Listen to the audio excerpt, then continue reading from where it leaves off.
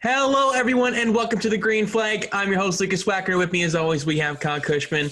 And in today's episode, we've got you covered with the Atlanta Fantasy Preview, as well as our predictions for Sebring, the 12 Hours of Sebring this upcoming weekend, and also some Bristol Dirt finalizations in the NASCAR Camping World Truck Series. A lot of Cup guys are going down there for the race in about a week's and a half's time. I guess about a week when you're watching this. So we got a little bit to get to in terms of news and notes on that front, and then we'll look at the predictions and so on.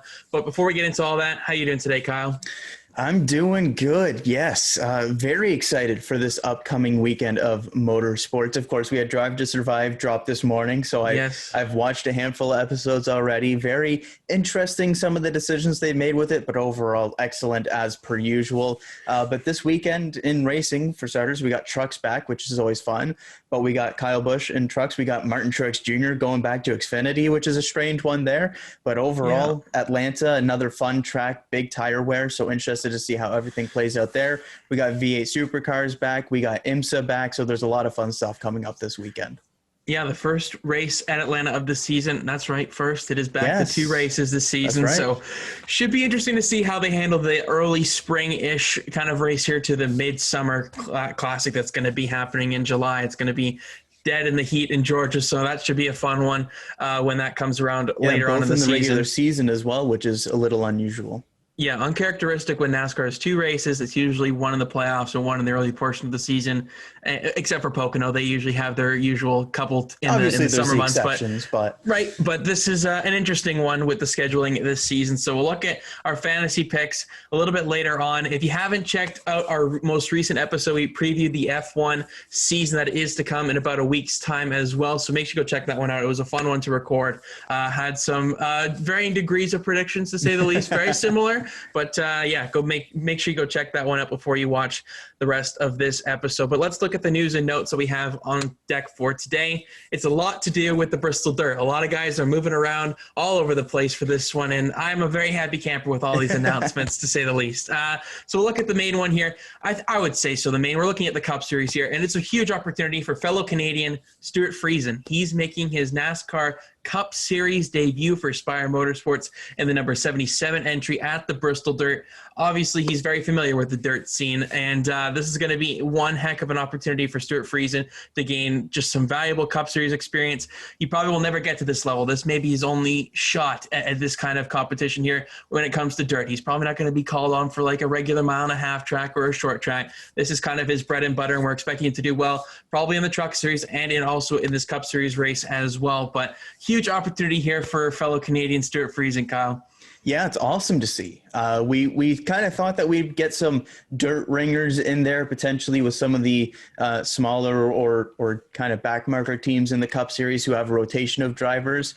We saw it already with Chris Windom hopping on with Rick Ware, but I don't think any of us really thought to look for anybody already racing in NASCAR as kind of a dirt ringer, but that's kind of what Stuart Friesen is here. He's a Truck Series driver who comes from the dirt scene, and he's going to be making a spot start here for Spire at Bristol Dirt, and that's a super, super cool opportunity for him there to go and kind of see what it's like up there in the Cup Series and do so kind of on his own turf kind of thing. So super awesome to see. Of course, he's the most recent dirt winner in NASCAR because we didn't have one last year. No. So he's the defending winner there, which is really cool to see. But no, super, super excited for this opportunity for Friesen here. Great opportunity with Spire. Maybe could lead to something more later on. I think the big thing to look at is, once again, just looking at the fact that there's no manufacturers blocking this, kind of like Ryan Preece going back down to trucks to run a little bit with DGR, even though that's cross manufacturer here with a Toyota Truck Series driver and Friesen going up to the Cup Series and running with a Chevy team there. Not going to be any issue there because of the opportunity at hand. So great to see them allow him to go out and run this race, and very excited to see how he does on the dirt at Bristol. Yeah, he was a Chevrolet driver before he was a Toyota driver currently, so there's a little bit of tie there. But other than that, there's nothing really to give Stuart Friesen or tie Stuart Friesen to this opportunity. It's just a one-off, and we're wishing him all the success. We'll preview the Bristol Dirt next week. Oh, my goodness. I don't know how we're going to be able to comprehend everything that's going to happen with the heat races and everybody moving series and everything. Just going to be nuts at the Bristol Dirt. And they're having the Bristol Dirt Nationals this week, Dirt Nationals this weekend as well. having some Cup Series guys getting some reps in there. Kyle Busch, Chase Elliott, to name a few, are on the Bristol dirt getting a couple of extra reps this upcoming weekend instead of just leaving it to practice next weekend. But let's look at some of the Cup Series guys that you guys are probably most familiar with that are going back down to the Camping World Truck Series for the first time in a long time for some of these guys. Kyle Larson, Ryan Newman, and Bubba Wallace will all be making their appearances in the Truck Series in an attempt to qualify for the Bristol Dirt Race next Saturday. Kyle Larson will race for Nice Motorsports in the number 44 truck. Ryan Newman will attempt to qualify in the 39 truck. Owned by Brad Means, the son of Jimmy Means. And then Bubba Wallace will race the number 11 for Spencer Davis in that one. And then Mike Snyder as well. He's racing for Rayoum Brothers Racing in the number 33 truck in the Bristol Dirt Race. So 4 pretty heavy hitters. Mike Snyder obviously won a race so far in the Xfinity Series season at Homestead. And then obviously Bubba Wallace, Ryan Newman, and Kyle Larson. They're, pretty well-known names to say the least. And I am super excited to see all of these guys go back down to the Truck Series, and all have had very good success on dirt in the past in their careers. Bubba Wallace won at Eldora in the NASCAR Camping World Truck Series racing for Kyle Busch Motorsports when he was down there. That seems like a long, long time ago. And obviously Kyle Larson's won at Eldora as well, and he's probably one of the best dirt racers in the country at the moment in North America. He should be one heck of a show to watch. And then Ryan Newman has also had some pretty good success on the dirt tracks in his career as well. I remember back to Prelude to the Dream and all of those races. He actually did pretty well in those, and he's done some spot starts in the Truck Series as well. So very, very excited to see some of these Cup guys come down to the lower series. It's obviously a very, heartfelt kind of thing to me. It's close and personal just because I love seeing these guys go down to the lower series, showing them what's up and showing why they are the best at their craft and why they are deserving of a Cup Series ride, and those skills translate down to the lower series. I am super excited for the Truck Series race. We're going to have Martin Truex Jr. in this one as well. If you missed that news, that came out after the race on Sunday after he won at Phoenix. So we've got a lot of Cup Series guys going down there attempting to qualify. Some of these guys have to try and make the field. Some of these guys don't. We'll see what happens on that front when all the heat races kind of get underway. But your impressions here of all of these Cup Series guys coming down for the Bristol Dirt Race on a one-off. It's really fun. When you look at these dirt races, specifically for the Truck Series, it's supposed to be something different. It's supposed to be a show. It's supposed to be this marquee event feature, if you want to use the kind of classic dirt term. It's not like the rest of the races in the season where people kind of complain if you get too many Cup Series drivers. And I know that's a point of contention for you, but I'm talking about the masses as a whole. They don't really like to see it when you've got 5 or so Cup Series drivers, or if you look in the mid-2000s, even more, going down and kind of spoiling the show for some of the young drivers trying to make a name for themselves. That's not the situation at these dirt races. They're kind of a unique event where it's kind of like how much talent and kind of how many names can we get into this one kind of race, even though it is for points for those running the full season, but how can we make this kind of a show and an event? And it's a little bit different at Bristol Dirt because it's the Cup Series is the main show rather than the Truck Series in the past at Eldora, where it's the single event. And I'm sure we'll see more of that at Knoxville when they go there later this year. But for this one, it's super, super cool because you've got so many Cup Series guys going back down there to try something that is a little bit different for most of them as well. And when you look at the entry list, we're going to have 5 Eldora Dirt winners in the Truck Series entered into this one. 2014, Bubba Wallace, of course. 2016, Kyle Larson. 2017, Matt Crafton. 2018, Chase Briscoe. And 2019, Stuart Friesen. Like, we got a lot of big names, past winners at this event, and varying degrees of equipment as well. It's going to be a fun show for the Truck Series. Cup Series is still kind of left to be seen what that's going to be like, but at least for the Truck Series, it's going to be a loaded field. The heat races are going to be super, super competitive because there's some big names that have to go and qualify their way in. Very, very excited to see this one next Saturday.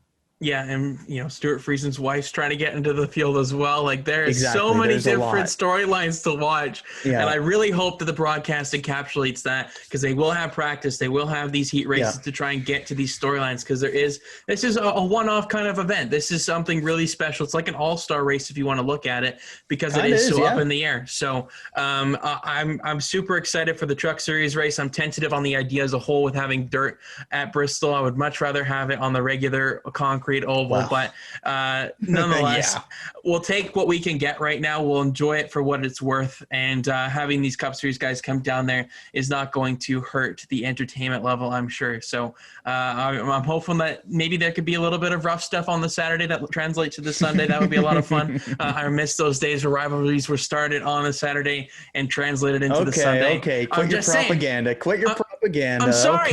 This is one of the only opportunities I'm going to have this season to really harp on this. So I'm going to take full advantage of it, Mr. Cushman. But those are some really big names in there next week. And also on the Truck Series side of things, this weekend in Atlanta, Josh Berry's going to be running in the NASCAR Camping World Truck Series race, pulling off the double duty for Chris Wright in the number 02 truck. Unfortunately, Chris Wright tested positive for COVID-19, so we're wishing him the best on his road to recovery. Hopefully, we'll see him back at the track very, very soon. But for Josh Berry, a guy that we've seen for obviously Junior Motorsports this season in the number 8 car, he's going to have a great opportunity here as well. The 02 truck is a pretty decent truck. He can see what he can get his feet wet a little bit prior to the Xfinity Series race that happens a little bit later on in the day. So he's going to have quite the amount of seat time on Saturday. So really cool opportunity here. An interesting person to name as your replacement in Josh Berry, who's had, I don't think, any previous Truck Series experience. So it will be his debut, I believe. So it's a really cool opportunity for Josh Berry. And I'm pretty excited to see what he's capable of doing, because we've seen him translate his success from the short tracks over to the Xfinity car, and he's done really well there. Hasn't quite got the results that he's deserved late on in the going, but he's been really solid, top 10 car each time he's been in the number 8. So what do you make of this decision here, Josh Berry going down to the Truck Series for a one-off? Yeah, obviously, first and foremost, best wishes to Chris Wright and a swift recovery there. But this is a very interesting one, because Josh Berry, if he does want to kind of look to Xfinity in the Truck Series into the future, rather than going back down to late models after kind of this foray into the Xfinity Series with Junior Motorsports is done, this is going to be a big opportunity to kind of show with a mid-pack team, a team that usually runs in kind of that 17th to 22nd kind of range, of fringe top 20 team in the Truck Series, at a typical mile and a half, and kind of show what you got with kind of those teams. And those are going to be the teams that Josh Berry is kind of looking at if he wants to stay in Xfinity or trucks going into next season. So a big opportunity for him here to kind of show what he's got with a mid-pack team here at a very difficult track as well in terms of the tire wear, everything like that. So interested to see how things go for Josh Berry. Of course, we had Kaz Grala step in this truck earlier this season. Now Josh Berry, kind of interesting how this has kind of gone along. A bit of a up and down season for Young's Motorsports here with the chaos that's been Chris Wright's kind of season, doing a race in Xfinity, so then leaving the door open for one to be filled by Kaz Grala, and now a COVID test goes positive and he has to miss a race. So a weird season for them, but a big opportunity for Josh Berry here. According to Wikipedia, at least, he does have one career Truck Series start. Oh, really? Back in 2016 for the number 71 Contreras Motorsports truck at Chicagoland when he finished 13th. So a solid top 15. That's a fun fact. I don't know how many fans could even get that fact. Yeah, that's a throwback one, to say the least. But that's a quiz question. Well, you could give me 1,000 guesses and I'm not getting that one right. But no, exciting opportunity here for Berry. Again, mid-pack Truck Series team, and if he can get anything like a top 15 finish or anything like that, that's going to be huge for that team and him as a driver. Yep.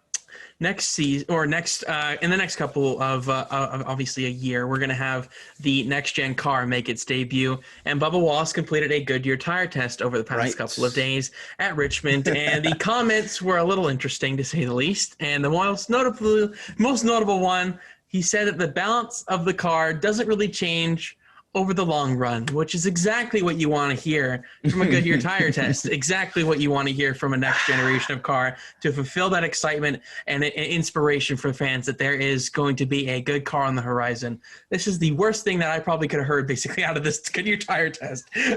There is no fall off, not fall off, but it doesn't really change over you're basically stuck with what you got. You can't do anything with it. That's what I get from this quote, at least, that this is just, I'm just so nervous for this car. I don't think I can get that across any better. It's just, the quotes that come out of these tests, the comments that the drivers make is just making me so anxious. I don't know how you feel about it, but I'm probably a little bit more on the extreme than you are.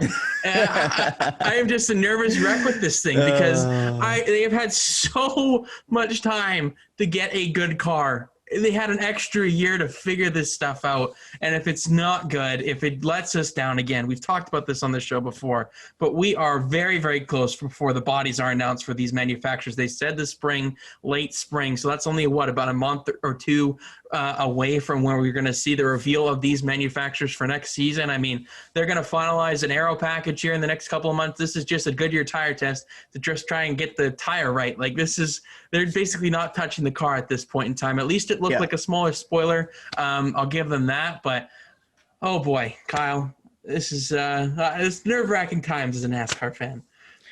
I'm just hoping that it's a tire thing, not a car thing, but it's nerve-wracking. And I told you this last October, November, and I was like, come on, you're nervous as hell about it all. I'm just kind of stepping back, and I'm like, there's nothing I can do about it. If it's great, it's great. If it sucks, it sucks. There's nothing that I can do about it. I can just hope and pray. We can hope for. I'm kidding. Yeah. I'm just hoping that the dang thing turns out okay, and that it's just kind of them testing out tires and stuff, because it is a tire test after all. But yeah, that's not the kind of comment you want afterwards. You want tire fall off. You want balances to change. You want things to be difficult to drive. You want things to change during runs. And that kind of comment doesn't necessarily lend to that potentially being the most likely thing as it currently stands, but still a ways to go in terms of the tires and everything like that. I'm hoping that's the source of the problem, not necessarily the car itself, but who the hell knows? It's either going to be good or it's going to suck. I don't know. At this point, like there's all there is just hoping and praying. There's nothing else that's going to be like, there's nothing else we can do. So essentially, yeah, that's there's only so many nails tense. You can bite off. Yeah. I'm definitely down to the nubs at this point in time. But yeah, it is what it is at this point. Yeah, I'm gonna be basically left with a left or right hand after all this is said and done. But yeah, it's just an interesting kind of comment that he made, and they have another Goodyear tire test coming up, I believe, in a couple of weeks' time at Nashville. I don't know if that's 100% correct. I don't know. Yeah, I saw a Nashville test, but I don't know if that's a tire test for like this year's race or a next-gen tire test. It is on March 23rd, next Tuesday. Kurt Busch, Christopher Bell, Chase Briscoe will do a Goodyear tire test at Nashville. It is not open to the public. So does that specify whether that's for this year or next year? Or I believe it's just for. I guess it's just for this year because it doesn't say next-gen car with the statement. Yeah, it would definitely specify. So yeah. It is what it is at this point. We'll see. It's probably getting down to it, finalization with stuff with the next-gen car, and we're just hoping and praying that it is a good car and a good piece for the drivers to really try and really see driver skill come out at the forefront of it, more so than just putting your right foot down on the gas and hoping that the thing keeping sticks. It there. Yeah. So, that's that with the NASCAR news, at least for this episode. I don't know how much you want to talk about Drive to Survive, your initial impressions so far, just to give the fans a little bit of an insight. Maybe a little bit. I don't know how far you've gotten. I think I've gotten 3 episodes in right now, something like that. I just finished I'm in the Ferrari middle of one. Ferrari one. Yeah, okay. I just finished that one. Okay. That was the last one I got. So we're pretty much on the same page. So your initial impressions from it so far, because it is probably one of the most anticipated motorsports kind of features of the year. It's a really big opportunity for Formula One. It's one of the best things they've probably ever done in the sport to give fans or non-fans even an inside look into the sport, and it's obviously grown it massively. Yeah. I like kind of the direction that they've gone in a little bit and not shying away from some of the more complicated issues, especially early on when you look at some of the testing stuff and looking at racing points. That's very interesting. And looking at some of those more complicated things, DAS as well, those kind of technical, complicated things that even the hardcore fans sometimes have a hard time comprehending and stuff. Not shying away from that, going ahead and kind of telling those stories, but also doing so and explaining them pretty well, and not shying away from some of the details of it. So I like that. Obviously, you're going to get the sensationalism, and I obviously haven't watched the Romain Grosjean stuff yet, but I'm sure that's going to be horrendous. But at least with the Charles Leclerc crash at Monza in the Ferrari episode, just kind of sensationalizing some of the radio messages and editing things and adding in things that weren't part of the crash and all that kind of stuff that you kind of expect to come with a mainstream docuseries for F1, stuff like that. It's unfortunate to see. It's a reality of the situation. I wish it wasn't so sensationalized, because we do have reminders like Romain Grosjean's crash, where this is still life and death if things go wrong, and kind of sensationalizing things like that just kind of seems in bad taste to me, because at any time things can go wrong. Like, it's not that long ago that we did lose Jules Bianchi in Formula One, just like a couple of years ago as well with Antoine Hubert. So it's a little bit disappointing to see stuff like that, but overall, the insight behind the scenes is second to none. It's awesome to see. It's great that it's uncensored as well, so you truly get to see the personalities and stuff come through as well.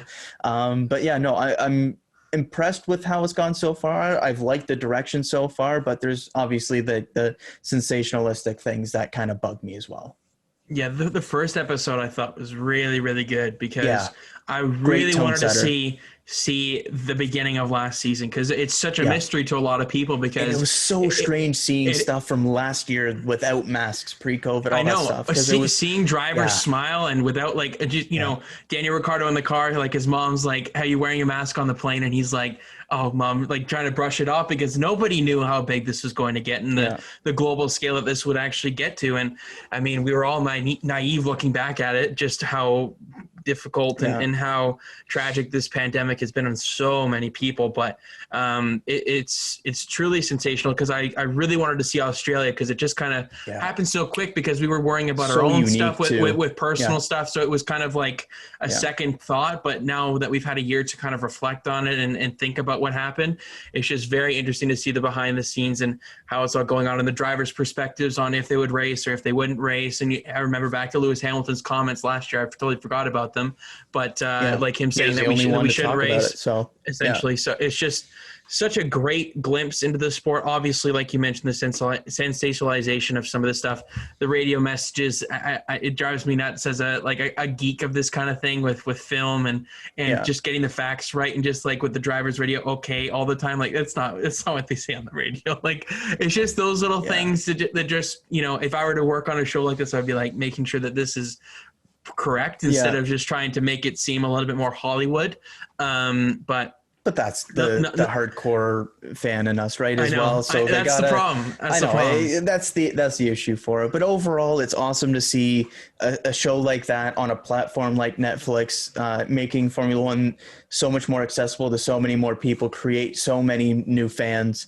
It's great to see. And just one final thing before we kind of move along, just from the first few episodes.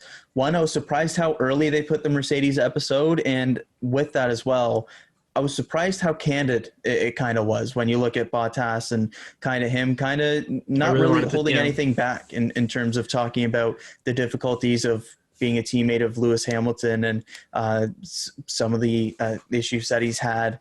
I thought that was very interesting to hear some of the comments back and forth there, which I don't know if there's anything you can read to going into the future with that relationship. Obviously, depending on how this year plays out and how contracts go this year, I think we'll look back on it a little bit more, but definitely fascinating episode so far. Yeah, I like that they brought Rosberg in for it as well. They gave a little bit of contrasting point of view.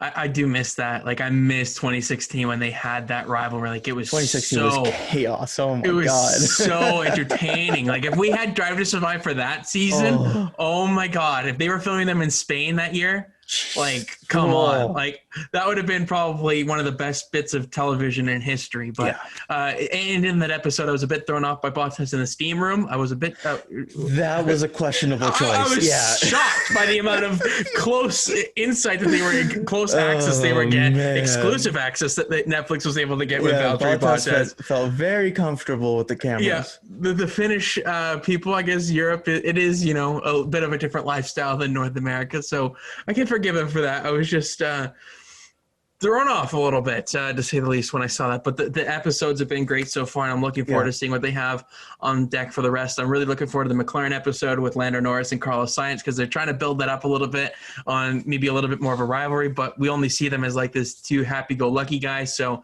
I'm intrigued by that, and obviously we'll see what happens with the Romain Grosjean one. We can maybe talk about that in the next episode if we finished it by then, which I'm sure we will. We probably will. We'll probably the next couple days are busy, so definitely not by the Monday episode when we recap the races, but maybe next the days following.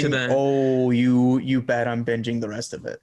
Probably. So yeah, if I'm being honest, I'm probably going to procrastinate and watch the rest of it tomorrow. But that's most likely my excuse as well. But yeah, nonetheless, that is the news and notes for today's episode. We have the 12 hours of Sebring to get to. The last time we talked to you about IMSA, it was about 2 months ago with the Rolex 24 at Daytona. Yeah. And we had varying degrees of success with our predictions. Then we combined ours. We would, as per usual, we have really good minds on separate things. If we combine them, we are one unstoppable duo. It's just the individualistic part that is the struggle. But we'll make our predictions once again here with the 12 hours of Sebring. We have very similar names to what we had for the Rolex 24. Not as big of a field as what we saw then, but nonetheless a very solid field, lots of standout names. And then the DPI class as well, we have a lot of the same names returning here. And it's only like 3 drivers per lineup this time instead of 4, because obviously it is 12 hours less. So for Chip Ganassi in the DPI class, it's the same as what it was for the 24 hours, but basically everybody else, they've had to kind of drop a guy, and they've gone down to 3. So interesting dynamic in that respect. Obviously you expect that with 12 hours, it's short in terms of endurance racing, if you want to look at it. So very excited to get into this one. We might as well, how do you want to go about this? Do you want to go from bottom to top with this one? Sure. Let's do it. All right. GTD class, obviously the slowest of the bunch, but they are one of the most entertaining classes. We were a little bit surprised by the Daytona outcome, just because we had a surprise winner there. I believe it was the Mercedes that won that one. It was really a big upset in the GTD class there. But what do you have for the opening prediction here? GTD, who's taking home the victory in this class? For GTD, I was looking between a couple of the Vassar Sullivan Racing entries. I'm going to go with the number 4 qualifier, the number 14 featuring Jack Hawksworth, Kyle Kirkwood, and Aaron Tellitz. I like Jack Hawksworth there, solid qualifying up there in the top 5. I like Vassar Sullivan here, so I'm going to roll with that one. I do like the other entry as well, the number 12 with Zach Veach, an interesting name featured in that lineup. Thought about going with that one, but the number 14 just barely out-qualified them, so I think I'll go that route. All righty. Well, I'm going to go a little bit further behind you in the starting list. Okay. I'm going to go with I don't think they'll maybe win it, but I just wanted to go with them for a little bit of like nostalgia, if you want to call it that. I'm going to go with Sun Energy 1 Mercedes number 75 entry. Kenny Abul is going to get this done. I remember obviously back to the Xfinity Series days when he ran a couple of them. But I just thought Kenny Abul's name, and I'm like, yeah, let's just do it. So Kenny Abul, Marco Engel, and Mikael Grenier are my picks to win the GTD class there for Mercedes. I think they can kind of go back-to-back as a manufacturer here. Should be an interesting kind of battle. So I think they're starting 5th in this class, if I'm not mistaken. I think somewhere around there. I think when I count that 1, 2, 3, 4, 5. Yeah, I think 5th for the starting lineup. So I'll take that for GTD. I'll take the next one here, I guess, in the snake order with GTLM. I'm going to go with Corvette. I'm not going to make the same mistake I made in the last one. I'm going to go with the number 3, the 3 entry. I'm going to go with Jordan Taylor. I think they go a repeat here from the Rolex 24. I think they go back-to-back. Antonio Garcia, Jordan Taylor, and Nick Katzberg are going to take home the victory in this class. Well, that's who I had written down, but I want to be different, so I'll take the number 4 Corvette for this one. The Corvette worked for me last time. Once again, I think it'll be a Corvette head-to-head. Maybe the BMWs get in there a little bit, but anytime you get those Corvettes going head-to-head, they're two so talented groups as well. Porsche's first right now in qualifying, so it should be an interesting battle between those. But I'll take the number 4 entry of Tommy Milner, Nick Tandy, and Alexander Sims. Alrighty, you've got the next one here. LMP3. Yes. LMP3, the new entry, of course, this year for IMSA, and continues to be a bit of a strange one to kind of look at. There's a couple of teams that have some interesting names involved with them. Not a super huge entry list, of course, as a new class in the field, but the Oliver Askew entry worked for me last time. He's with a different team this time with the 47 Motorsports number 7. I'm going to take Askew to go back-to-back here with the different team here. I'm going to take the number 7 featuring Askew as well as Austin McCusker and Stephen McAleer. I'm going to go with the number 74, Riley Motorsport Ligier. I'm going to go with Guy Robertson, Scott Andrews, and Spencer Piggott for this one. Of course, the team that Askew was with for the Rolex 24, moving to a different team. I thought about going back to the 74 with Piggott still there, but I'll say Askew switches over and still gets it done. Yeah, that's a good pick. I think both of those are going to be really solid in this one. Really well-rounded driver lineups. And very close at the top 3 there as well in times as well. Absolutely. All righty. LMP2. Getting to the big ones. It is. It's. I'm going to go with the number 8 here with Tower Motorsports Orica entry. John Ferrano, Gabriel Aubry, and Timothy Bure, if I'm saying that correctly. It's going to be, I think, a pretty solid entry. I think they are qualifying. Where are they here? Third in LMP2. So right up there, near the front. They weren't too bad off from their lap time from the top guns. I think about only a couple of tenths off. 5 tenths off of the top time there. So not too bad. And I think I just like the Canadian there. I'm going to go with my Canadian guy, John Ferrano. We'll just keep that going. Obviously, partner with 2 Frenchmen there. I could see them doing quite the damage over 12 hours in Sebring. Well, what are we predicting here?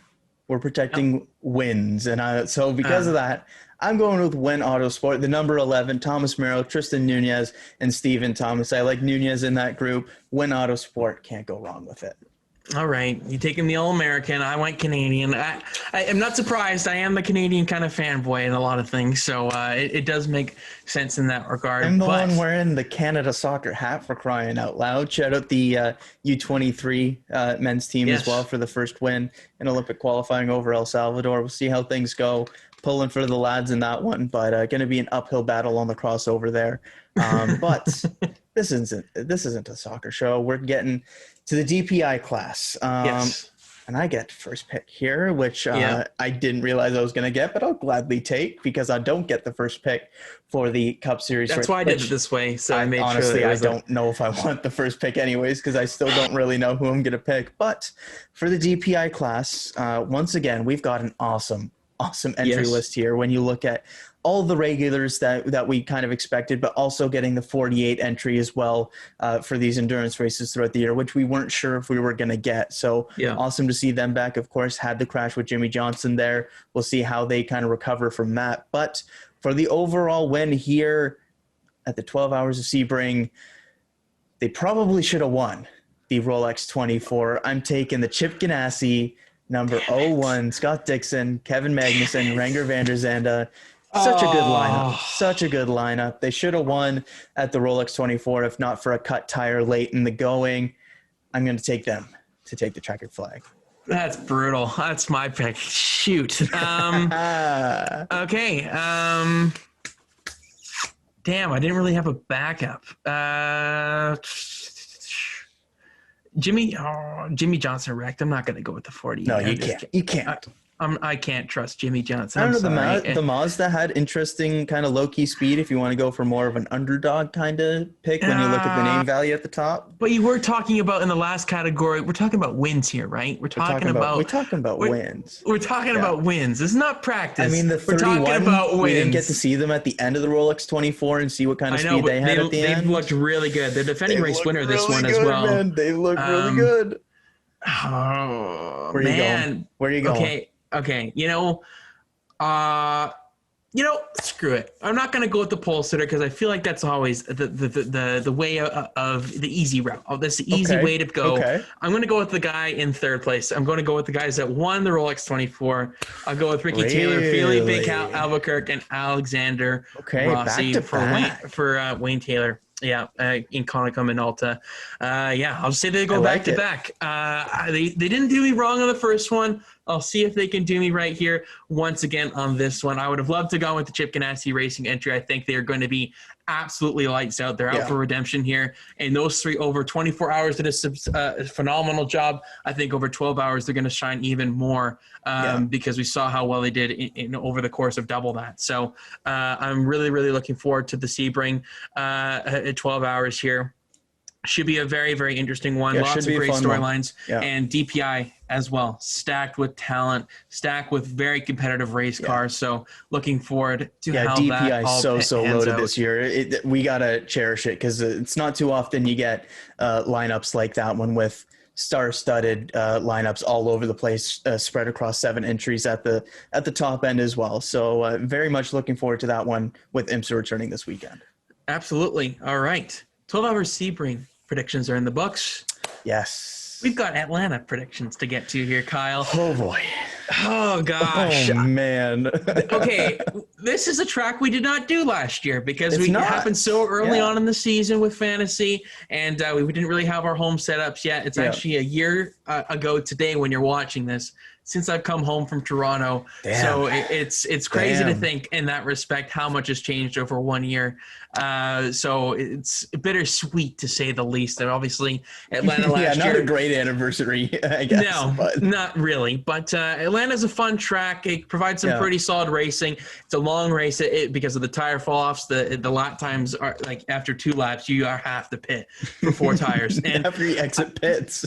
I think I think one crucial element this weekend, though, is the choose rule. Because we have not seen that at Atlanta. Right. And we know how bad the outside line on restarts are at Atlanta. So how much are drivers willing to give up to go onto the inside line rather than the outside line for restarts? And if there's a late caution or something like that, we could see a whole bunch of a mumble jumble at the front that maybe shouldn't be there. On the outside line. I wouldn't be surprised because it's going to be a throwback. It's going to be single file restarts. Essentially, you might as well, because this is probably the most difficult race to predict in terms of the choose rule. It's such a crucial element this weekend. It's similar, Bristol's obviously huge. You want to start on the outside line because you'd rather be 4th than 3rd, because 3rd is basically a dead man's walk. You have to go back basically 5th or 7th in that case. But this is going to be a very interesting strategy here, Kyle, because you want to go with heavy hitters because the numbers would suggest that the heavy hitters really come to play here, and it's very difficult to find some quote unquote value picks on how you want to look at it that way. And then you have, it's just a mumble jumbo of what you want to do here, because there's a lot of guys that are very close in average finishes here. They could have one off year, one on year, and it's just all over the place at Atlanta. So we have 2 opportunities to mess it up this season, which is great. So we'll see what happens at Atlanta here. All right. I believe you get do I get first pick, or do you get first pick with this one? I don't know. I'll go first, I guess. Okay. Why not? All right. I'll lead things off. And I'm not going to be dramatic about it, as Kevin Harvick is the first one. Look, have they been the top echelon that you expect from them yet? No. But at Homestead, a track that Kevin Harvick has been superb at in his career, when you look at the stats, still got a very solid top 10. When you look at Phoenix, still got a very solid top 10. I don't see why that wouldn't still be the case here. At minimum, they still get a solid top 10. You would expect them to kind of go out and really be really, really strong here. When you look at Harvick recently, 3.8 average finish over the last 6 races here, 2 wins, 6 top 10s. He hasn't been outside the top 10 over the last 6 trips here to Atlanta. You would expect Stewart-Haas to show up strong here with Kevin Harvick. And even if Stewart-Haas isn't strong, you expect Kevin Harvick to be strong here. So Kevin Harvick's been a strange one to start this season, as has Stewart-Haas in general. But I would be very surprised if you're not getting value out of Kevin Harvick here. Yeah, we both used him last week at Phoenix, and, it was a solid usage for Kevin Harvick, but I think Atlanta is even more of a surefire bet on Kevin Harvick than it is Phoenix now. So I'm absolutely having Kevin Harvick in my lineup this weekend. I'm expecting big things out of the 4-car. Just when I look back at last year's race, and even every year basically prior to this, over the past 10 years, if Harvick's not in contention or if he's leading the race and he's not winning it, he's usually done something or his pit crew's done something that kind of take him out of contention. He has a race-winning car basically every time he comes here, and he's absolutely the odds-on favorite to win it this weekend. He runs the bottom like nobody's business around Atlanta, and that is probably the fastest way. For crying out loud. Yeah, he has his own. They should just basically call it Harvick Motor Speedway because it is really not yet. It really is his playground, though. This is a track that he has excelled in all forms of stock car racing perfectly. So yeah, and I'm very excited to see what Kevin Harvick can do this weekend. Yeah. He's starting 7th, so decent starting position here. Better than Phoenix, so you would expect more stage points early on. But really hope so. Yeah. And it's just going to be a good usage.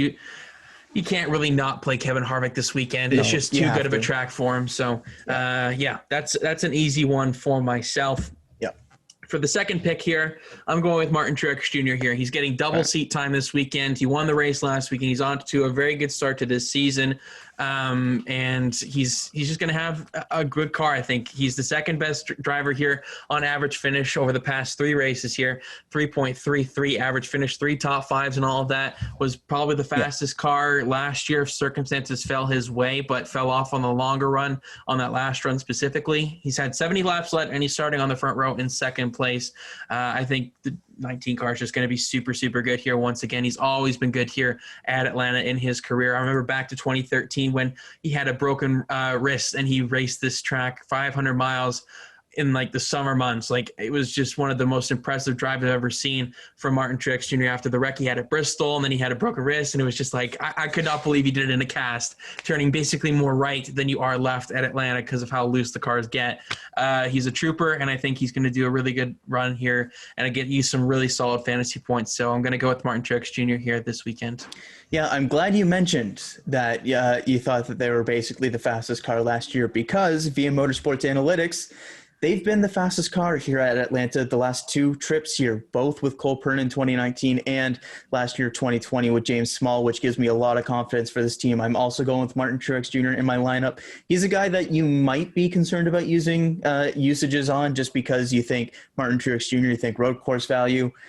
Atlanta Motor Speedway is a place that you got to use him. As you mentioned, 3 straight top 5 finishes there. Looking back over a bigger sample, back 6 races, still all of those in the top 10.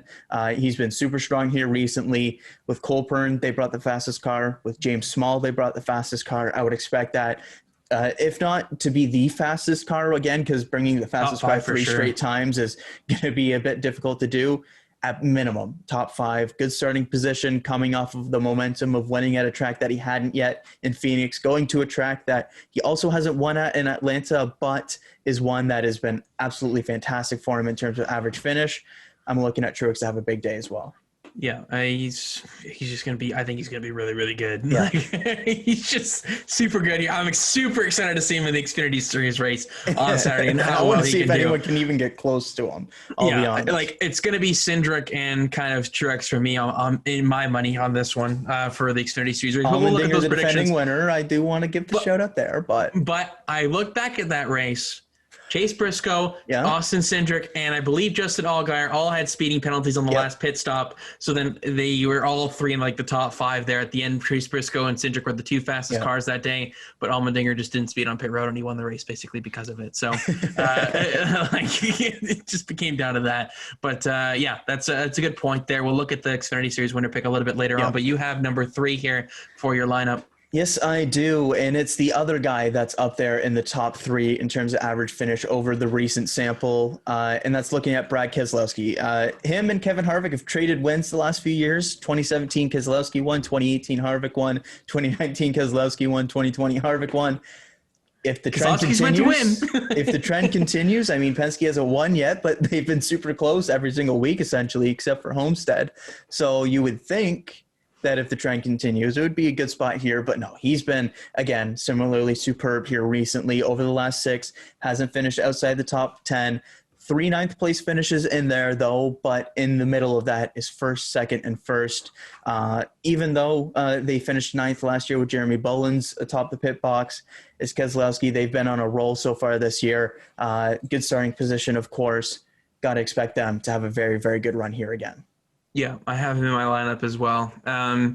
I've used him a little bit more than you so far to start the season, but I'm willing to take that risk here a little bit at Atlanta. He's just super good around here. 76 laps led over the last 3 races. He starts 4th, really good track position. And I am a little bit nervous about Keselowski this weekend and the Penske cars because of how well they ran at Homestead and how poorly they ran at Homestead.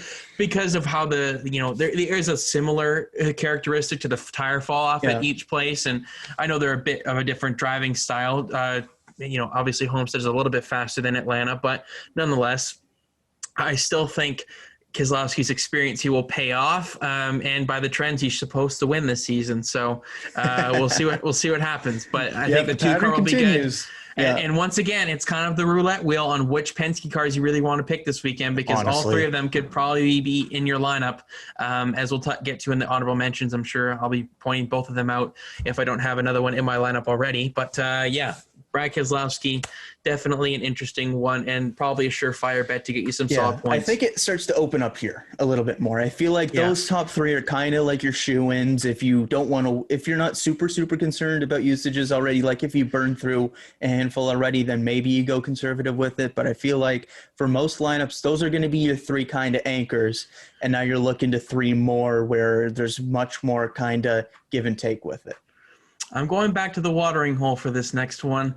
Let me down last week at Phoenix. I'm going to return to the lineup here this week. I'm going with Kurt Busch. The numbers here are very, very good for him in the past. He's won 3 races over his career here, but over the last 3 races specifically, with similar to this horsepower package, an average finish of 5.67, 1 top 5, 54 laps led, and he starts 11. So a good starting position can get you some solid stage 1 points. Let me down at Phoenix last week. I was expecting a bit more of a complete day from Kurt Busch. I think he probably finds it here this weekend. And Chip Ganassi Racing has actually run really well around here in the past, so I imagine Kurt Busch is a good bet here. Just to get a good value pick here. I put him in the garage last week, so I still have 10 usages left on him. I'm going to burn one here no matter what, I think. If he obviously has a bad first and second stage and he's out of the race or something like that, then of course I'm going to garage him. But I think Kurt Busch will be probably a mainstay in my lineup for this weekend. Yeah, I've also got Kurt Busch in here because, as you mentioned, he's kind of I wouldn't necessarily say he's a hybrid, a value pick because the numbers are so good here. But he's somebody that, in terms of being value, not somebody you're worried about using all 10 usages on for the season. And at the tracks where you see the stats like this, you feel good about putting him in. And the big thing for me as well is that it's not like some really good finishes with Stewart-Haas kind of prop up the numbers. With Chip Ganassi, 3rd in 2019 and 6th last year. And the big thing for me as well is at Homestead, they had a bad fast car. When you think about that last run where they had to go down and pit for the loose wheel and still got a top 10 out of it and ran all the way back around. That's some good speed. Obviously, it's not 1-to-1 Homestead to Atlanta, but that's promising signs, especially when you look at a completely different package at Phoenix where they kind of underwhelmed. I expect Chip Ganassi to be solid there with Kurt Busch. He's definitely in my lineup as kind of a value guy. Yep. Alrighty. Last 2 picks here. 4 for 4 so far. This is where I am absolutely up in the air right now with my 2 selections because we're even so far. And I think whatever you pick here is going to really determine how I want to approach this for my next 2 picks. Because if you go a little bit more conservative, then I'll probably go a little bit more conservative. But at the same time, if you go heavy hitter, I kind of have to match you on this next one if you do, because I have about 4 guys I'm looking at for these next 2 picks. For this one, I've got 3 names that I'm looking at here. To fill out your rest of your lineup? Yeah. Okay. Is that sorry? To fill out the rest of your lineup? Yeah. I've got kind of basically 3 names that I'm looking at. Yeah. I think I know one that you'll have in here, and I feel like I want to put him in, but I also don't want to say him yet in case you're not going to use him, and then put him in last. Oh, man. I don't know how to feel about this per se, but even though kind of the super, super high end hasn't really been there yet, this guy has 4 top 10s here out of 5 races so far in his career. Last year, finished 8th. Ooh. It's the home race. Wow. I'm using my first usage on Chase Elliott. Hendrick has been good here so far. You didn't use him at the Daytona road course? Oh, sorry. I meant first usage outside of road courses. Okay.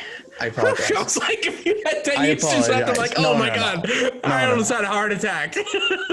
First usage outside of road courses is what I meant. Because with Elliott, he's a given for all the road courses. It's kind of the 4 usages outside of that. So I apologize. I forgot about that. But no, Chase Elliott, I'm going to use him for the first time outside of road courses here. He's been consistently solid here inside the top 10, except for once in 2019, 8th last year, best finish of 5th in 2017. But the big thing for me is looking at how good Hendrick has been so far this year, the speed that they showed as a team as a whole at Homestead as well. Chase Elliott coming here, he's got the average numbers, solid numbers here in terms of the average finish. I'm looking for him to have a really solid day here at Atlanta with a good starting position as well. I like Hendrick so far this year. I'm going to continue to ride the wave until they give me any reason not to. Chase Elliott, maybe a little bit bold here because it's not like the win or anything that he's got in the bag yet, but I feel good about him going here at Atlanta. Man, that is a big pick, Mr. Cushman. It's a big swing. I was not expecting you to go that big with your 5th pick. That's a huge pick. Oh my dear Lord. That's what are you thinking? That's really messed up my plans here. Oh no. I figured it would. I wanted to save that for the finale, but I'm deciding between 2 guys here in 2 very different situations for myself. So I want to kind of react to you with the last poll here. Oh, Frank. Well, it doesn't matter what I do right here because I have back-to-back picks. So yeah.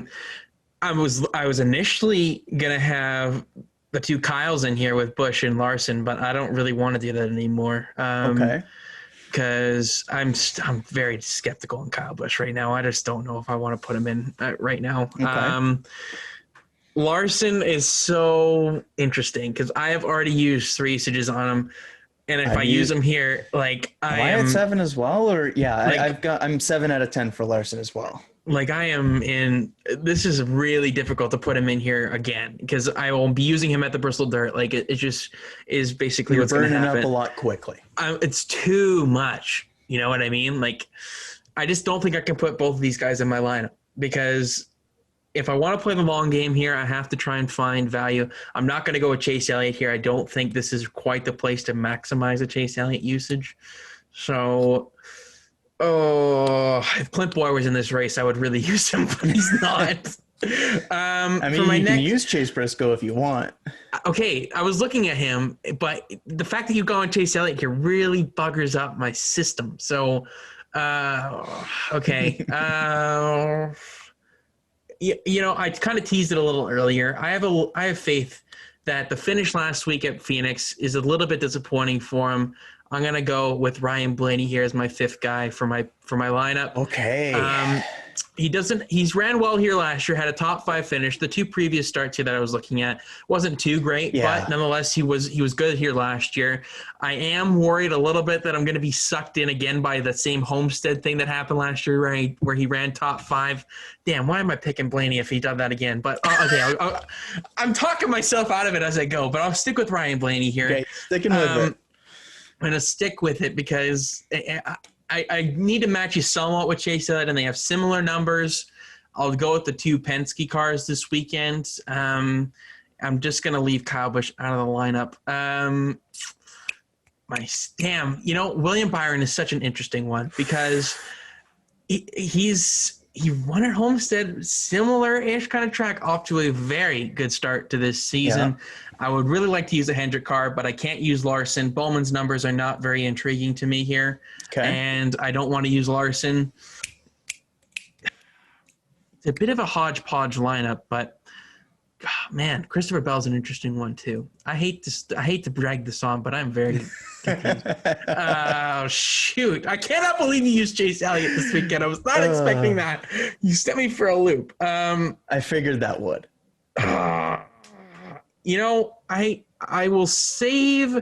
I'm a bit hesitant on William Byron, so I will go with Christopher Bell again this weekend. Okay. I'm going to go with him. JGR car, I think he could be good. Adam Stevens brings a pretty good setup here usually, so I think that it could be an easy. I'm going to go with him back-to-back weeks, essentially. It's a very similar lineup to what I put out at Phoenix, just a couple of changes here or there, but it's an overall good lineup, I would say. It's not too – I would love to put more of a value pick in there, but I don't know what the heck you're going to do for your 6th pick here, so that's really screwing me up. But I'm going to go with kind of two guys I can use a usage on. And I think that Busch, Blainey, and Bell are kind of all the three Bs. I'll go with the three Bs. That's perfect. I don't need to say any more. That's good enough for me. I'll go with the three Bs. Well, I had said that there was three names that I was looking at. Oh, no. Chase Elliott, of course, who I've got in my lineup. Yeah. The guy that I thought for sure that you'd have, and I was a little surprised that you put him in last, Christopher Bell. And this last guy. Oh, no. I'm not going to match you on Christopher Bell because I want to make things interesting. Oh, no. I don't know how good I feel about it, but worst comes to worst, there is the garage area. No, please. If I think you're going to do it. The last 3 races here, 2nd, 9th, and 12th, but in 2019, last time here, led 142 laps. Welcome to the lineup, number 5 car, Kyle Larson. Look, I don't feel great about using him a lot this early, but once again, the tracks kind of show up very well for Kyle Larson early on this season. When you look at obviously the win at Las Vegas, when you look at Homestead, when you look at the dirt race coming up in a week's time, even Atlanta here, he's got some really, really strong runs at these early season tracks. I do wish that I kind of saved the usage at the Daytona 500 from the randomizer, but at the end of the day, I did get the win from that, so I at least got the value there. But I do like Kurt Busch to get a top 10 here if things don't necessarily go Kyle Larson's way, because, of course, last time he didn't finish inside the top 10. If you look previous to those 3 races, he finished outside the top 20 in both of those. Kyle Larson is kind of a home run swing there. At worst, because I am kind of running low on usages there, using them up, burning them up early, I can always garage them, and I feel good about the rest of the guys there, assuming there's no wrecks or anything there where people get caught up. But I like the potential value there. And, of course, if Hendrick's strong and Elliott maybe kind of lags behind a little bit like he was at Homestead versus the rest of the guys there, I can always garage Elliott and save him somewhere else. But you know what? You're going with Christopher Bell. I like that swing, so I'm going to match you on a swing in a bit of a different way with Mr. Larson. It's not a swing. That's a surefire bet this weekend. I wouldn't call it a surefire bet. I wouldn't call it a surefire bet. I just, if I hadn't have burned through so many usages, if he's not so good at all these, I was not expecting the 5 car to be this good to start the season. This is the problem. Neither did I wasn't, to be fair, oh shoot. Okay, you know what? I'll take the loss on fantasy right now because that lineup is stupid. It's so stupid. Your lineup right now. You see what you got? Like it's so star-studded. You never go this way. Fair. You never go this heavy. Yeah, I know. I told you I'm a changed man. Clearly, the difference here floored me. Is Elliott Larson versus Blainey Bell. That's the difference here. That's huge, in my opinion. If Hendrick doesn't necessarily show as well, then I'm a little bit screwed. Blainey and Bell have big run potential because Blainey finished top 5 last time. Bell was unreal here in the Xfinity Series. I do like the head-to-head, but I gotta say I'm feeling pretty. I knew I was gonna have a big swing lineup here. I don't feel great about using Larson here because I also don't have a usage yet on Christopher Bell, but this isn't fun unless we spice it up a little bit. I really am hoping one of the 2 guys that you have that is different than mine is so good in the first 2 stages, you keep him in, and then he has a problem in the 3rd stage, so then you waste the usage, because right now it's just a good lineup. Like I just can't match you on that because I'm too much of a scaredy cat. Yeah, exactly. I'm too much of a scaredy cat to use my usages. But at the same time, and then I always find I'm like, oh, damn, I should have used them early on. But I'm just going to be a little bit more conservative here. Okay. I think we've had a couple of weeks here in a row where it's been a bit predictable. Maybe we could have a couple of surprise guys come in here at Atlanta, but it isn't a veterans racetrack. So nonetheless, that is the lineups for the fantasy preview. I'm praying to God that we don't have anyone to go to the rear for this one like we had the last couple of weeks. Like, Andrew, don't do it to me again. If we didn't have to record the show prior to the weekend, I would totally change my lineups because I wouldn't want to put I wouldn't have used Kyle Larson last week if I knew he was going to be starting at the back. Like that's the problem, but which time he had to start at the back. Yeah, basically. So the honorable mentions for me this weekend, obviously the ones that we've outlined in both of our lineups. I think Joey Logano's a decent one here as well. One here. He hasn't won here in the past. Has he? No, I don't believe so. No, I don't think Joey Logano's ever won here in the past. He's run well here in the past, but he hasn't won. Yeah. Tyler Reddick was one I was looking at as well as a value pick. Just because of the correlation between Homestead and here. He had a poor week at Phoenix. He could be due for a bounce back. And RCR has run well around here in the past, getting you some solid points. They're just not that top echelon kind of pick. But if you went more conservative, one of the RCR guys probably would have been in my lineup, but I could not have done that this week. So that's the problem. Austin Cindric is in the Cup Series race as well this weekend. Going to be starting from the rear. Penske car, they run well around here. I could see Austin Cindric being an interesting play later on in the going. There is long stages, so he has plenty of time to make up lost ground. For crying out loud. And Cindric ran well here last year in the Xfinity Series. I was really, really close to putting him in the lineup, but I just couldn't quite bet on a rookie in a Cup Series car that's on a mile and a half package that he's not familiar with whatsoever. He has never raced a Cup Series race on the mile and a half. So I'm curious to see how he performs this weekend, obviously in anticipation for next season to an extent. Austin Dillon as well, like I mentioned. Denny Hamlin's an interesting one, has good numbers here. I'm just very nervous to use Denny Hamlin right now.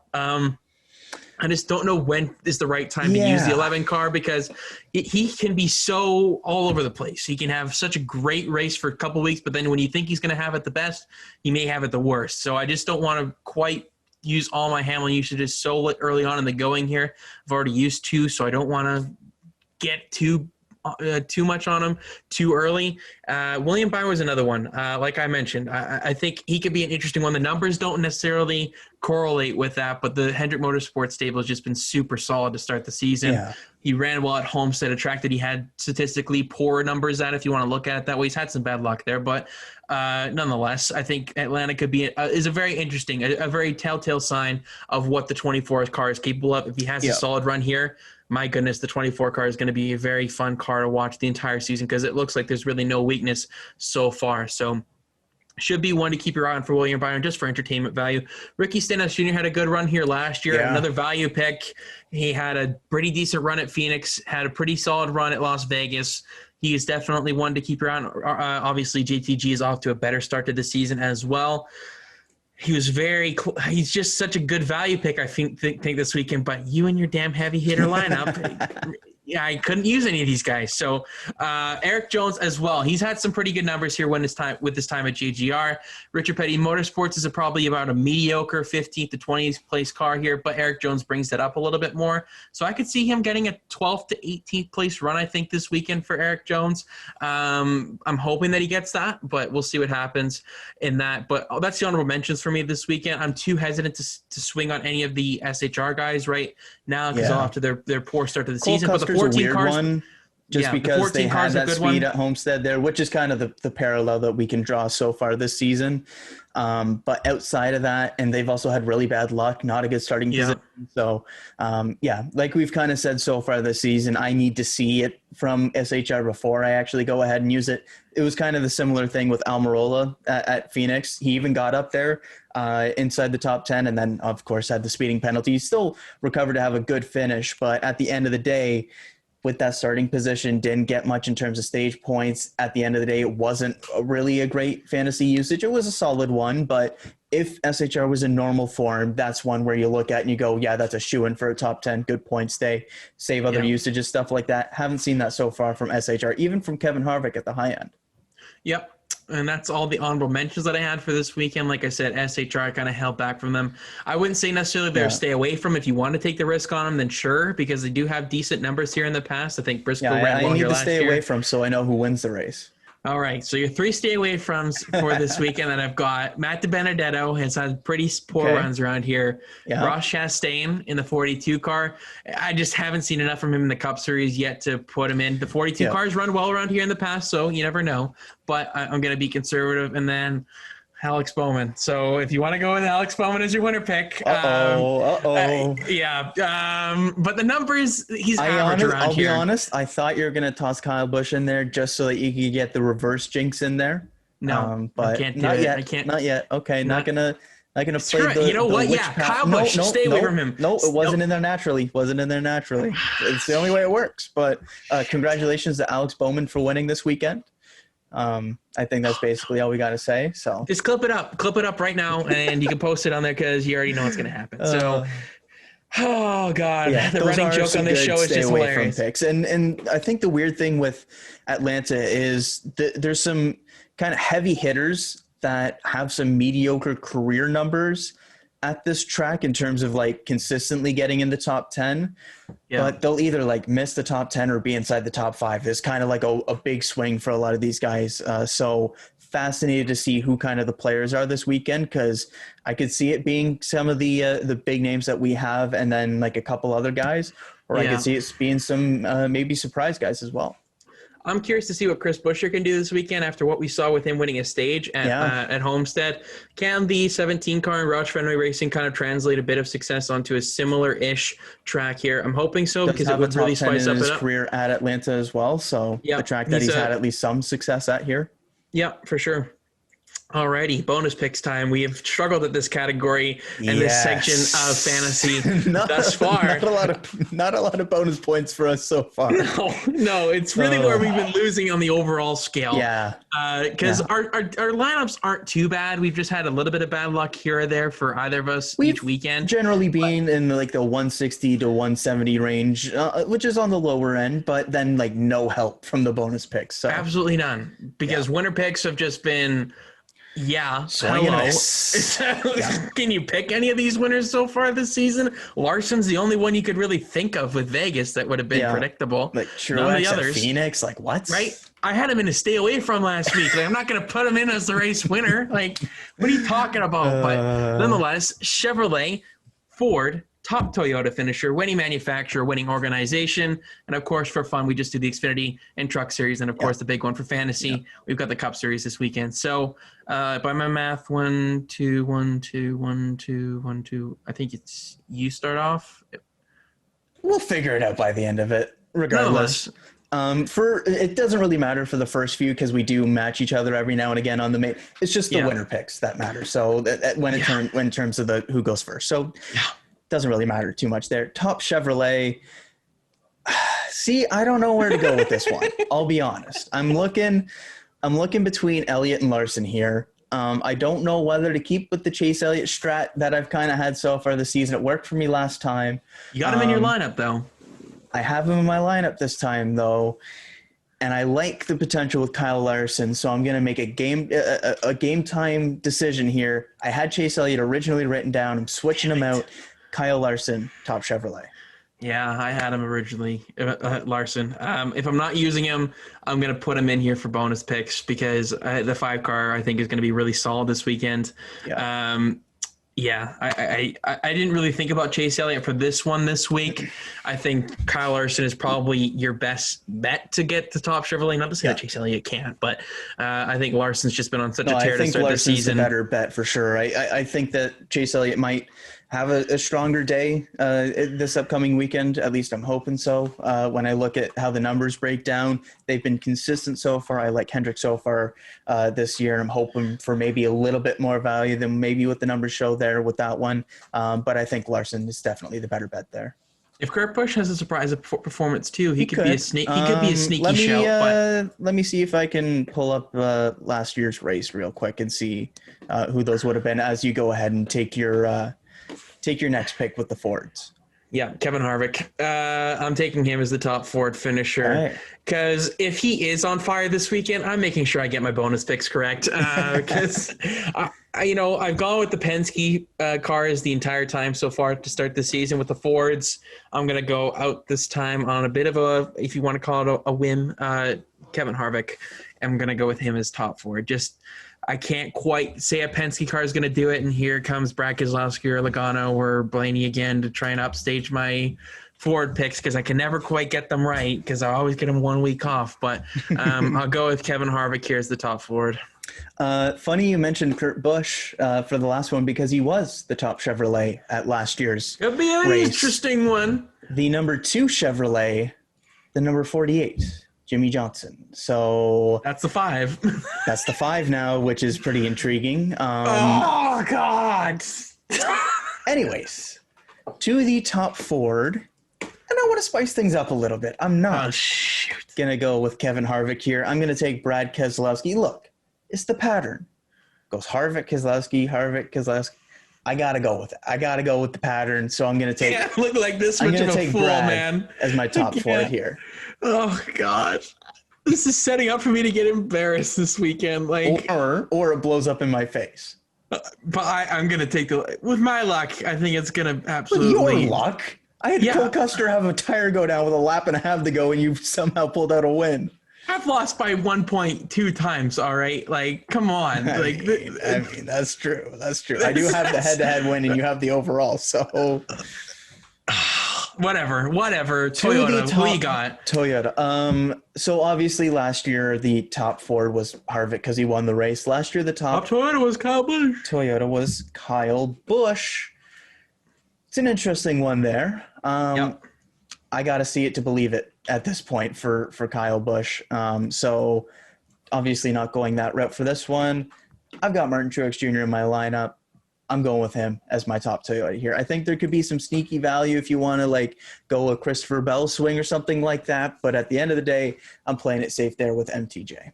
Yep, me too. Yeah, that one's straightforward. I think. Yeah, I can't put Kyle Busch. He's had the fastest car there for two straight years for crying out loud with two different crew chiefs. He's been the most maybe consistent JGR car so far as well, I'd say.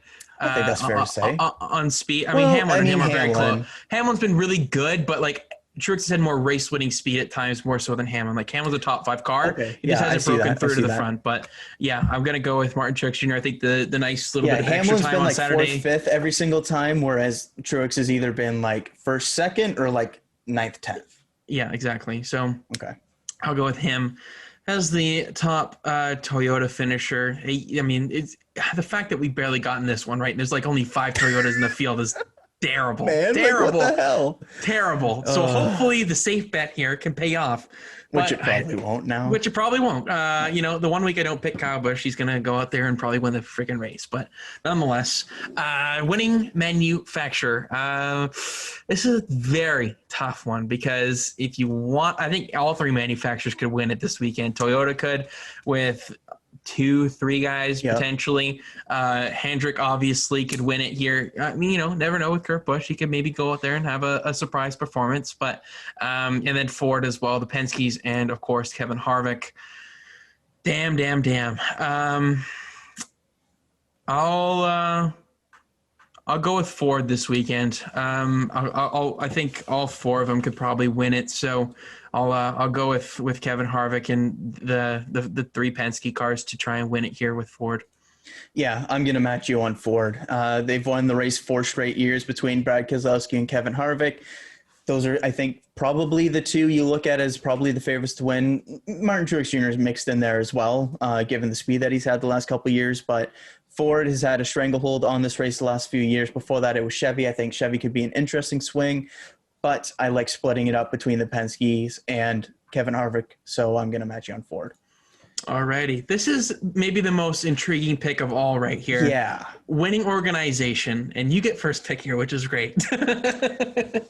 Yeah, lucky you. I am going to maybe match you on this no matter what you do, but we'll see because SHR is such a huge swing because it's only going to be one guy if it's going to be winning it this weekend. And you're putting a lot of bet in that guy while the other guys have a lot more options to choose from to probably win this thing. So what are you thinking here? SHR is taking the home run swing and trying to maximize on really Kevin maximize. Harvick. And I just haven't seen enough from that team yet to really go out and do so yet. If they were off to a strong start, then I think I'd probably go ahead and take that swing on SHR and try and maximize and load up on like a huge points day from Harvick. Not going to do so here. Penske's an interesting one as well, but I'm going to split it as I kind of have so far this season. I'm going to take Hendrick again as the winning organization here. But when I look between Kyle Larson, and honestly, I think there's some hidden value there in Chase Elliott that you're not given as much credit for, but specifically Kyle Larson there. I like those two there. When it comes to Joe Gibbs as a potential factor as well, MTJ's the first one, but I haven't seen enough from Kyle Busch, and Christopher Bell's a bit of a question mark there. Denny Hamlin has kind of been up and down at Atlanta in the past. Not great numbers in terms of top tens, but he does have a win there. But I'm going to take the swing on Hendrick. They've shown me the speed so far this season. William Byron surprised at Homestead, so maybe he's a player here again with another strong starting position. So I'm going to take the swing. It's worked out for me so far this season, looking at Hendrick in kind of these positions and kind of splitting it between the two. So I'm going to take the swing on Hendrick here. Damn. I'm not going to match you on Hendrick. I'm going to try something different. It's either Gibbs or Penske for me. Yeah. Damn, this is tough because if it's not, if I double down here on Penske, then it's Ford and Penske. So if I miss on both of those, that's 20 points that I've basically messed up on. But at the same time, I don't know if Gibbs can challenge a Ford guy because I think Fords may have the edge this weekend. Toyota's had 2 winners to start the season. Ford's only had 1. Chevrolet's had 2. I'll, screw it. I'm already on the out. I'm going to try and double up here on the points. I'm going to go with Team Penske to try and get it here. Okay. It's basically a bet on the 3 guys having a good weekend. Oh, shoot. You know what? Screw it. I don't care. It's what it is at this point.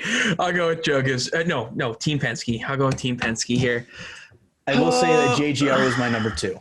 No, screw it. No, I'm going with JGR. I'm going with You locked it in. No, I didn't lock it in. You locked it. Oh, that's a sketchy move. I had Joe Gibbs Racing written down anyways. That's a sketchy move, but I'll allow it. I had Joe Gibbs Racing written down. I will say that. You said the one, but okay.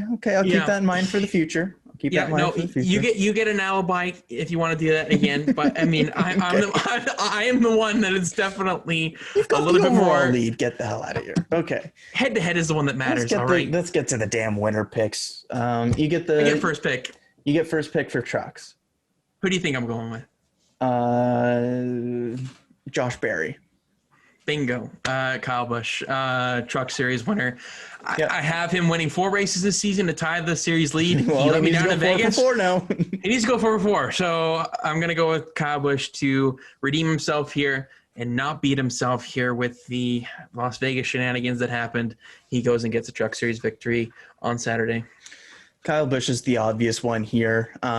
So I'm going to stick with the stablemate who beat him last time, John Hunter Nemechek. He's won here in the past on a great restart in the unsponsored number 8 a few years back when he was really kind of getting started as well. He's got a few years under his belt. I'd expect him to be strong here. Last year, Austin Hill was strong. I thought about maybe tossing him in here, but they've been like kind of quiet this year. Not like right there in like the top 3 a lot of the time. It's kind of been some other characters kind of stealing the limelight from them this year, so far this year. So it's a bit boring there going with Kyle Busch and John Hunter Nemechek again, but I don't see really any reason not to go with those guys at this point. Nope, I completely agree. They are the 2 favorites coming into this weekend. And even I think John Hunter Nemechek is a very good pick this weekend. If Kyle Busch is not in the race, he's absolutely the favorite. But, I mean, they're probably nip and tuck right now because it is the same equipment. And Nemechek has had even more success at Atlanta than he has even at Vegas. So it could be a very interesting race between the 2 of them. Obviously, Kyle Busch is going to have to come from a bit deeper in the field once again with the 51 truck. So that could take a little bit of time. And Nemechek's obviously going to have a great starting position. So, you get first pick here for Xfinity Series. And I imagine what you're going to go with with you, so I'll just go with my it's extremely easy. It's Martin Truex Jr. He's good here in the Cup Series. He's had the fastest car here back-to-back years. As we mentioned for the Cup Series, he's going down to the Xfinity Series for the first time in a while. It's a track he's good at. I don't see any reason why Martin Truex Jr. shouldn't be the easy favorite here at this track. He's got to match Ty Gibbs here with the best result in the 54 car, really, because it's big expectations coming in there with that sheet. Because do you think he gets the full 60? No. Okay. I think something will happen. I think it's a bit too much to ask him to jump in the car and win both stages. Yeah. I'm going to go with Austin Cindric once again. Okay. He ran well here last year, was second to Chase Briscoe for most of the race before the speeding penalty. Obviously, 2 wins already on the season. This guy is just unstoppable right now, and I think this is going to be a really good test for him to test on the 1.5 miles this season. Yeah. We saw what happened at Homestead. He had a fast car early on, had the penalty, and then had the, I think, flat tire, I think it was, or something like that. Penalty or flat tire. I'm not 100% sure on it, but he had something go wrong at Homestead. He had a flat tire as well at Vegas too. So they were all over the place. Season so far, they're all over the place. As good as it's been, but I'll go with Austin Cindric here to win the Xfinity Series race as well. When you look at Xfinity and Cup Series there with MTJ and Austin Cindric, but we get to the big dog. Tell me you aren't looking forward to the Xfinity Series race with a Cup guy in it. Just saying. I mean, it'll be cool to see Truex there, but I don't think it's going to be great to see him go out there and dominate the field if he does do so. Of course, if he doesn't, or if they have issues, it'll be different. But I don't know. It's all right. I don't know. Okay. All right, Mr. Pessimistic. All right. I think there's a difference between a guy going down there and doing one race and a guy running the full season. But I'm not saying the full season, but nonetheless, I digress once again on this topic. Cup Series winner pick, 15 extra bonus points on the board. I get first pick because I lost last week. Frig, this is tough because there's a lot. I'm feeling good because there's 2 guys I'm looking between. So if you take one of them, I take the other, and I feel perfectly okay about it. But I feel like I know what you're going to pick for your winner pick if I pick this guy that I have written down. So it's not really. Okay, who do you think I'm going to take? I think who do you think I'm going to take first off? Because I have no clue who you're going to take. Are you serious? Really? It's pretty simple.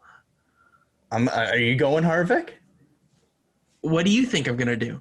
Well, that's my guess. I don't know. Okay. I think it's more wide open than that, but. Okay. Well, I don't want to be stupid here, and if he is going to be good this weekend, I'm just going to take Kevin Harvick. Okay, he's doing it. Yeah, I'm just trying to cash in here because I need to try and get these bonus points if he wins the race because your lineup's super stacked. So if I can get this right, then that would be huge. I think we have a 6 different winner to start the season, no matter what, to be honest, through the first 6 races. I could see Larson or Truex potentially winning it, but I think Keselowski or Harvick have a better shot of winning this race. And I think you would go with Keselowski here if I didn't pick Harvick kind of thing. That's what I was thinking. But what do you think? Am I correct in that prediction? So when I look at the bonus picks here, I don't know. I like the preamble. It's fun. Get out of here. When I look at my bonus picks, I got kind of a very front-loaded lineup there. So I'm looking for the manufacturer organization winner, kind of go a few different directions and kind of hope that I kind of at least get one of those and kind of get 10 or 15 kind of in the bag there in addition to a top heavy lineup and see if that carries me rather than trying to load it up all in one. Cause I do think that there's a couple players in this one. The winner pick though, I've talked about it quite a bit so far this show in terms of the speed that they've showed the last couple of races here. Second and third, they've brought the fastest car the last 2 races. Surely that speed has to be rewarded at some point here soon. Martin Truex Jr. becomes the first driver to win multiple races this season. He is the winner at Atlanta, both in the Xfinity Series and in the Cup Series. Was Harvick your second pick if I didn't take him? Keselowski was my second pick. You weren't even looking at Harvick. I'm not buying on SHR right now. I think he's going to be good. but I just haven't seen enough from him to go out and make the winner pick yet. Oh, shoot. It could blow up in my face, and Harvick could have a great day, and he can get you the extra points and maybe pull you ahead where maybe something goes wrong with the lineup and you still pass me because of bonus picks and the way that it goes. But I got at least some of it covered. If it does go Penske or SHR's way there with the Ford pick, I do want to go with the Hendrick organization pick because I think Larson's going to be very, very strong here, and I want to kind of cover my base there. And I think MTJ's the overall favorite to win it in terms of the raw speed that they've shown the last couple of years. I think that they finally get rewarded here. All right. Yeah, it's good. It's really, really good pick. So you think he goes with a double this weekend. So that's going to be fun to watch. MTJ trying to go out there for the double. Yeah, we haven't seen that in a long, long time with the double. So not as many opportunities to do it as there used to be, believe it or not. Oh, really? I hadn't noticed. Nonetheless, that is the bonus picks and fantasy after a. Oh God, I'm done. I'm done. I can't compete right now. Another little tidbit. This is the last week without F1. Starts next weekend. Yes, it is. I do believe it is in the cards that we're going to be mixing in a little bit of F1 fantasy as well this year. Yeah, I believe so as well. We will look at that a little bit more over the next week, and that'll be how it all works. Essentially, I've done it in the past, but I've just kind of lost interest with it. So, because it's just an interesting format where it's not week to week because you kind of have limited movement that you can do with the drivers. So you're kind of like stuck with what you have from the beginning point. Then you have a couple of options. At least the last time I did it, that was the way it was. So we'll see if it's different now.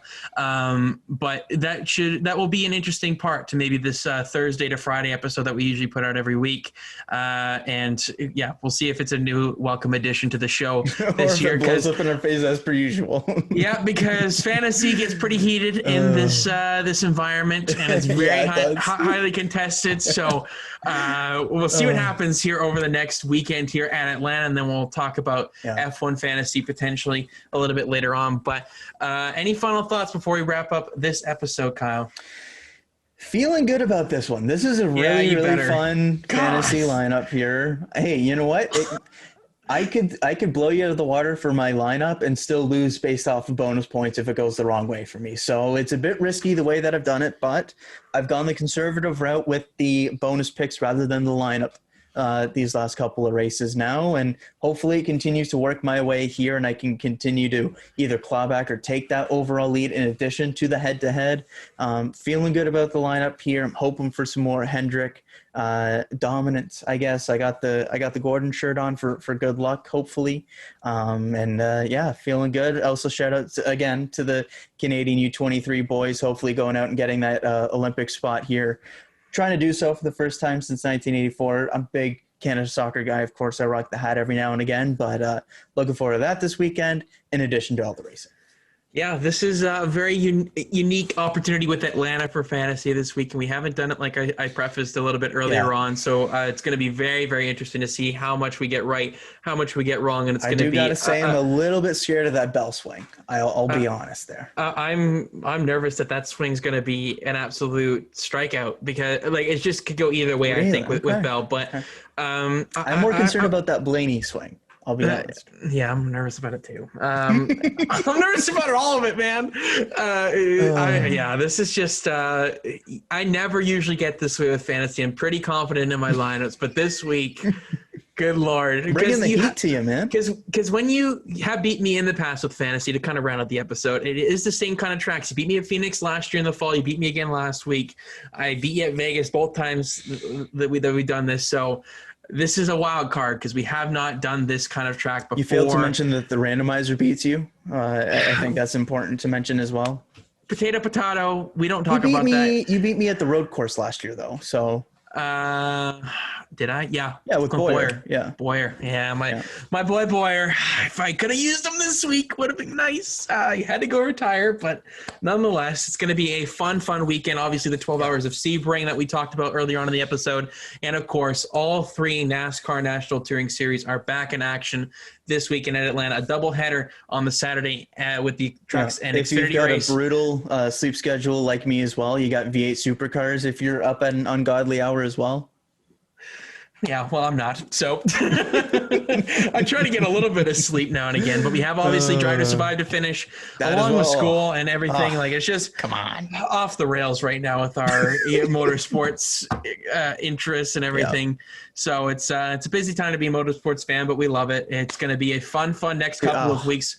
Formula One so back. It's right around the corner, and NASCAR at Atlanta should be a fun one. Make sure to follow us on Instagram at The Green Flag Pod, and as well on Twitter at The Green Flag Pod as well. Subscribe to the YouTube channel. Leave a like on this video if you enjoyed it. We'd really appreciate it. All the links to our social channels will be in the description of the video. But for this episode, I've been Lukas Wacker. He's been Kyle Cushman. Signing off for now. We will talk to you again next week to recap the races at Atlanta and, of course, the 12 Hours of Sebring. Enjoy the racing, everybody.